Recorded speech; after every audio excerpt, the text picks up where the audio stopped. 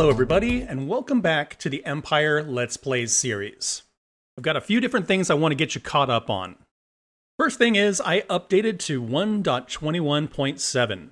We are here, and I've updated most of my mods, and one of them is doing something really interesting. So when I look off in the distance, it looks like there's this kind of level of atmospheric fog. Like these trees over here seem sort of faded and that sort of thing.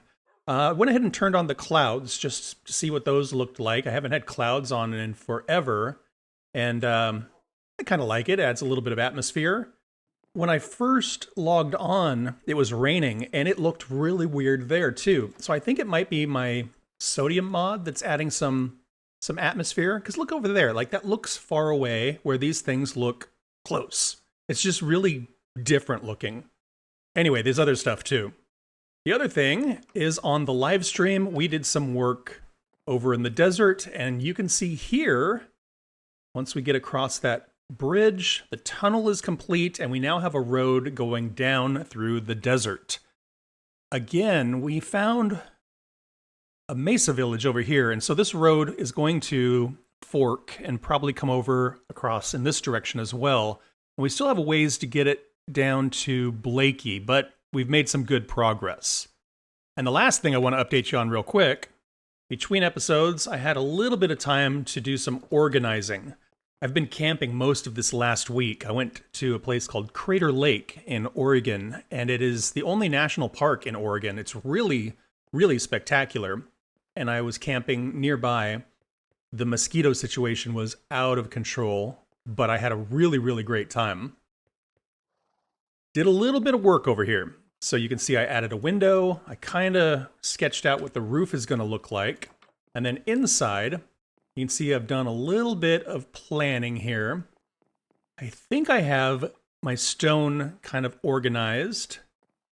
Been working on organizing the wood section. Got glass over here.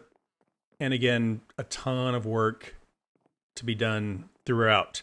But we're starting to move in a little bit. I think this is, again, where the portal is going to go. But yeah, quite a lot to do yet.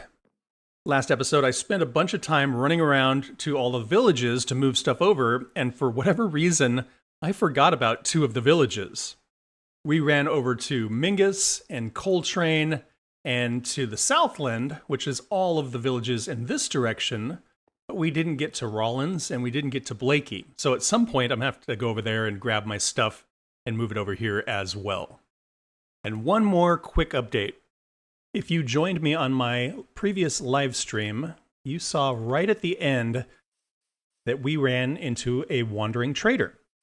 And that wandering trader had something very interesting that I was able to trade with him. It was a little bit panic-inducing because I had to run back and grab some emeralds, but I was able to grab them and trade with them, and we got a sapling for a pale oak. Actually, I needed 4 saplings to grow the tree, so I had to run back and forth a couple of times, but luckily was able to do that. And hopefully when we chop this down, we'll get some saplings back. But yeah, it's going to be nice to have some more options as far as materials. We haven't found a pale oak forest yet.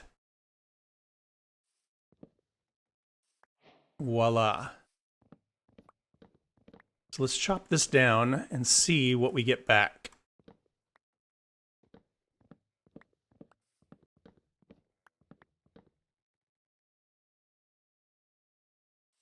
There's 1. There's 2. There's 3. 13 saplings. I think we're going to be okay if we need to use pale oak in a build. Let's go ahead and put all of that away and then talk a little bit about what we're going to do today.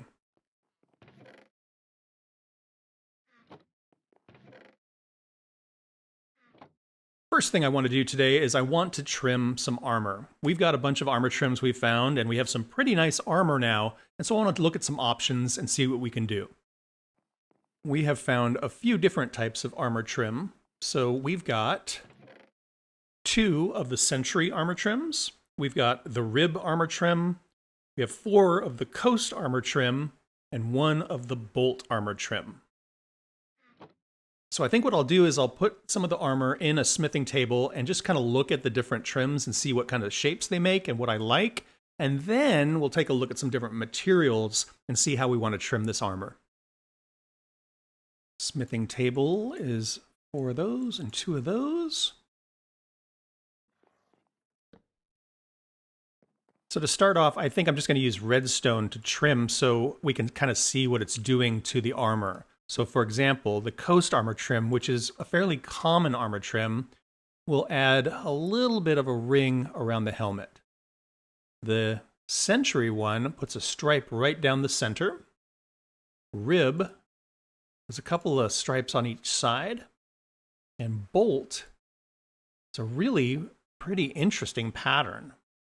Now again, that's just on the helmet. We'll get different shapes on the other parts of the armor. So we need to figure out which armor trim we want to use on the helmet, which armor trim we want to use on the chest plate, etc. I'll just show you a couple more here. So for example, with the chest plate, Century, there's a little 4 and then some cool things on the arm. Coast, there's a stripe around, kind of like the helmet, just a stripe with a little divot. Rib does some rib shapes on the side. And then Bolt, again, a really decorative, kind of wild pattern. I think for me, the most important ones are the helmet and the chest piece. Those are the ones that really kind of stand out. The other thing we need to consider is what material to trim with. So I don't think redstone is the move. It's kind of gaudy and tacky looking. So one thing we could do is we could, of course, do diamond on diamond. We could also do iron on diamond. I think that would look pretty sharp. One that I think looks really good is emerald on diamond armor. We might check out amethyst as well, and we might check out lapis. Like I said, not a fan of redstone. I'm also not a fan of gold on diamond. I think it looks a little garish and a little tacky. So let's see what some of these materials look like. So let's use the chest plate because it really shows up. And let's do this bolt again because it was a really wild pattern. So diamond on diamond, we would get this sort of look, which is pretty sharp looking actually. Lapis is going to be a darker blue. Yep. I don't hate it, but I don't love it. About iron. Iron does an interesting thing in that it lightens up the diamond armor because you get these nice metallic stripes through there. How about emerald? Emerald's a pretty cool look. Those kind of aqua tones in the diamond go really well with the green. And what about amethyst? Ooh, that's cool, but I don't think that's me. So tell you what, I'll leave it up to you. Do you like iron better or do you like emerald better? So once again, the iron sort of does this light metallic outline, and the emerald is more of this kind of green-blue thing. Yeah, leave me a comment, and next episode we'll do some armor trimming. Okay, 2 more things I want to do this episode. One is I think I want to build the portal back here. We'll definitely not get all of the portals connected, but I want to at least construct it. And then the other thing I want to do is I want to head over to Mingus and see if we can get a start. And it's raining. And actually, this is a perfect time for me to show you what I mean. See how everything is kind of hazy? It's kind of weird and foggy. It's so weird when you look like far away. It's even more pronounced, I think. But it's like the fog moves right up next to you. Everything just has a washed out kind of look to it. How interesting. It's got to be one of my new mods that's doing this. And my guess is it's sodium. One thing I don't love is I can still see the clouds while it's raining. I feel like they should disappear, you know? Very weird. Anyway, besides the portal, I think the other thing I want to do is I want to get a start on a cow farm. Let's see what happens if we put some obsidian in here.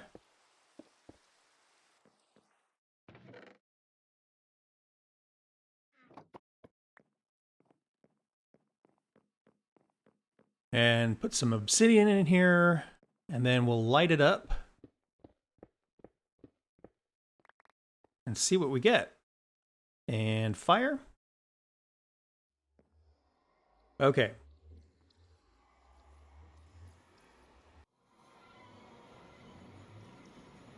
Well, we're not all that far away from the other portal, all things considered. We're in the same biome, I believe. So our other portal is likely somewhere up here. I wonder if we can get up there and find out.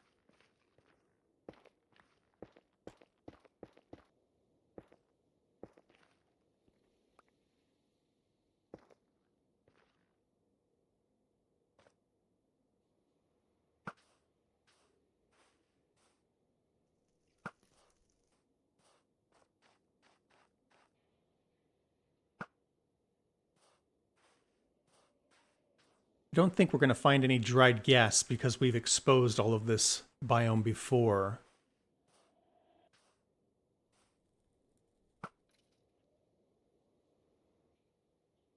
Finally found our portal right there.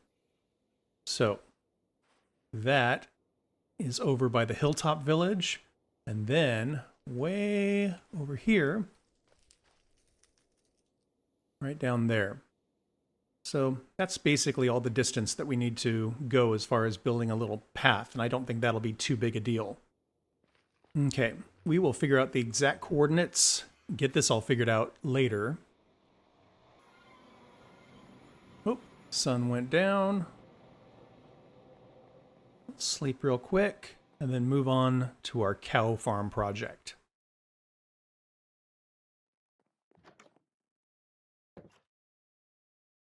We're going to grab our horse and head over to Mingus. And let's talk about a cow farm. So right now we have a bunch of cows up on the hill. And what I'm thinking about doing is moving them down here. And we'll have a door that goes into a farm that basically does the same thing we do up there. So basically what we do now is we go up and we feed a bunch of cows so that they make baby cows. And then we lure the baby cows to the opposite side of the farm. And then when they grow up, we can turn them into leather and beef. And that way we don't lose all of our cedar cows, and we have a nice system of separating them all out. I think we could do something similar, perhaps utilizing water streams, and maybe do it a little bit more compact over in this area.